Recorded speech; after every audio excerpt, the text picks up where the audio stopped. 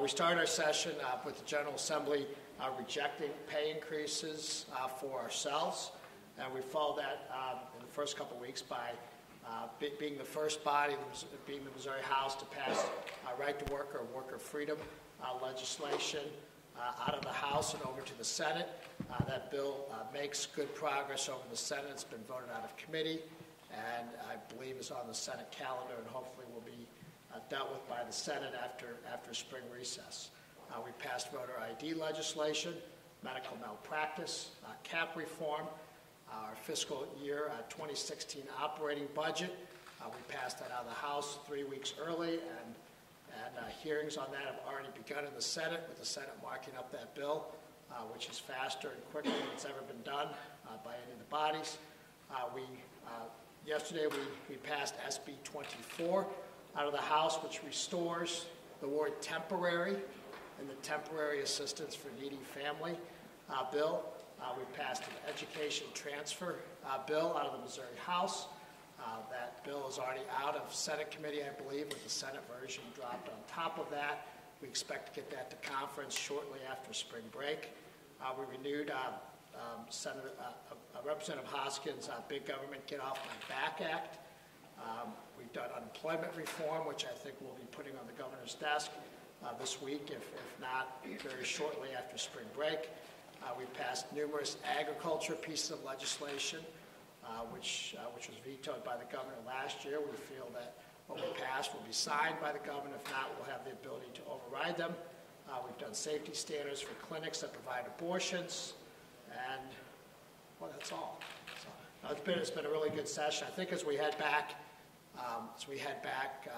after our spring recess, I referred SB 5, which is the Max Creek law provisions, to committee earlier this week to Representative Cornejo.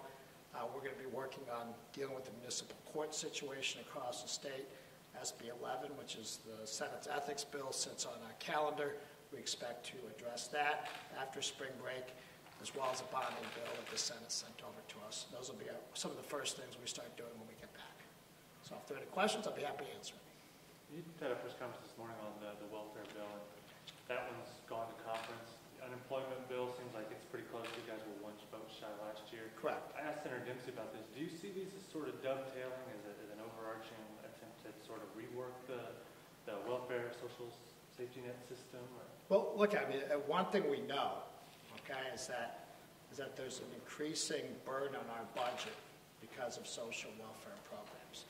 And one thing that we also know is that government always grows, government always wants to get bigger, and no one ever wants to do the tough job of taking a look at what the bureaucracy does and how you roll it back. So yes, I think we're serious I think part of our philosophy is not necessarily throwing more money at a problem, but how you make it work better and how to make sure the programs work as they're intended to do. So take the welfare reform bill, for example.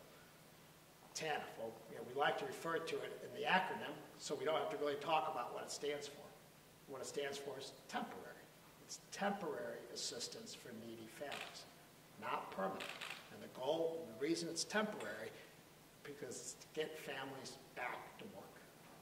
And that's what we're trying to do, is make sure it works as intended to get families back to work. What do you say to the Medicaid protesters who were here this morning protesting that you guys are not paying attention to them? Well, they have a right to come to the Capitol and speak their piece. Do you think anything related to Medicaid expansion or reform can come up in I think we're going to take a look at some reform. Can you say specifically? That's part of what we're working on as part of the second half agenda. At this point, do you anticipate taking up any other quote-unquote Ferguson-related bills other than the Max Creek law, like any police body? Well, as I said, we're working on a package of things. First of all, I don't think any of this is Ferguson-related. I think it's a mistake to try to address something fashion legislation to address a specific situation. I think we have to look at the culture and we have to look at the overall issue of what's happening. So what's happening across the state? It's a lack of educational opportunities. We've addressed that by trying to make sure every child has access to a quality education by passing the transfer bill. Another aspect that we see, and it's just not in Ferguson, but it's in many parts of St. Louis County, and frankly in many parts across the state, are predatory practices by municipalities to fine and collect money from their own citizens and citizens from other places under the threat of warrants under the traffic system. In St. Louis County alone, there are 453,000 outstanding municipal traffic warrants that we can document. Okay, that's 10 times, I'm told, the number in Cook County, Chicago. Okay, there's 300,000 in St. Louis City. There's 1.2 million across the state. Government should be financed by fining their citizens against the threat of detention and being in jail. So I think that's something we're looking at. So it's those types of systemic issues that may lead or be a root cause of some of the social issues that we have, but it's not, in reaction to a specific incident. We're also going to take a look, I think, in the House at modifying the use of force statutes to comply with the Tennessee versus Garner cases and do that. I think that's something we can probably get done also. So are you looking at making major changes in the Senate-passed bill on the municipal court functions? Well, I think we're looking to be additive to it. 10% sound So about right. I'm not, the percentages we're working on, I think it's more important to address the fundamental policies behind what it is we're trying to do. You appointed that committee to look at the issue of transportation and funding. How do you see spending effort on that in the rest of the session? Basically relying on the efforts of that committee, or what else do you see doing in the field in transportation? Yeah, I mean, look, it's an issue that there are many different opinions on, and frankly, not a whole lot of options. So that committee is looking at that. I also suspect that we're going to ask MoDOT to provide a more detailed analysis and options on what to do with Highway 70. It's very difficult to address what our long-term transportation solution is going to be without figuring out what the options are on Interstate 70. Everything else is just a Band-Aid. So I think that's probably the direction we're going to go down, is try to tackle that.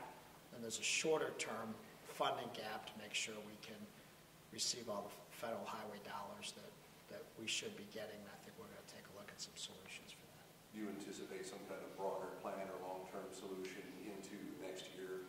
Well, certainly by next year. Mm-hmm. I think the term broader plan means you have to actually, I think, plan for it and study and consider all your options. Yes, sir. Are one of the options raising any cigarette tax or gas tax, or are you categorically ruling out raising taxes? Yeah, I think any sort of tax increase would be very difficult to get done. Do you expect the medical marijuana bill to be on the agenda when you come back? I believe it passed out of committee, and it's in one of our select committees now. I know the chairman of that and the bill sponsor worked very, very hard to make it the most restrictive and protective medical marijuana bill that there is in the country. With that, you need to be very, very careful to make sure that there's nothing, that you don't have any unknowns and on how you set it up. So we're vetting it very carefully. I think there's a chance that it moves forward. Satisfied with the pace of work so far in this first part of the I think session? we're very satisfied with it. We have a very good working relationship with the Senate. I appreciate the efforts of my pro tem, Benny Hoskins, the floor leader, Todd Richardson, the entire leadership team. We meet very regularly. We discuss issues. We vet out how we're going to move them forward, and we communicate with the Senate. So I think virtually everything I talked about is going to make it across the finish line in fairly short order, as well as other things that are coming out that the Senate sent over to us that we haven't done. So I think you're going to find a very productive second half with a lot of good policy. Has the governor kept his promise to be more engaged, and have you seen him Well, I'd say he was doing that until he decided for his new Medicaid plan to fly down to Springfield and held a press conference on it instead of walking 200 steps up to talk about it. But generally speaking, yes, he's been a little more accessible this session, and we'll see how that plays out when the actual bills get to his desk. He's been next week, is that right, in Europe? What are you trying to get from this year? What am I trying to get from that? Yeah. Well, he asked me to go. So there's a trade mission where he feels that there's some businesses that will do business in the state of Missouri. He approached me and Senator Dempsey and thought it was important to have a bipartisan presence in that. So it was like 16 meetings in about a 5-day period that we're going to go to. And my understanding is there's some trade deals that are going to be done at the conclusion of that trip. Does it help you, do you think that helps you build better relationship with the guy? Well, no, I think so. I wouldn't call it second. Having meetings, it certainly does help that. Anything else? You assigned a committee to look at the Ram Stadium. Do you have any updates on that or anything that you plan to do? I think they're getting ready for reports, so the situation to take a look at the economic impact. I know they held some hearings about a week ago. I think they're in the process of aggregating and accumulating all the financial information that they have and should have some conclusions drawn on it pretty shortly. In terms of last session, you guys managed to pass a big tax break. This year's session, it seems that there are more like focused, targeted, different little pieces of tax or other business policies. What do you think, is that the second tier of priorities, or what do you think about? Well, our top priorities have been the bills that we've set out. So far, the tax bills we've been addressed, or a lot of the things the governor vetoed last year, and we're taking them as smaller bites at the apple, or fixing what he claimed were the defects in the bill, so there's no doubt as to what the circumstances of those bills are, and we're going to try to put those on his desk individually. Okay, thank you very much. We'll see you all in a couple weeks.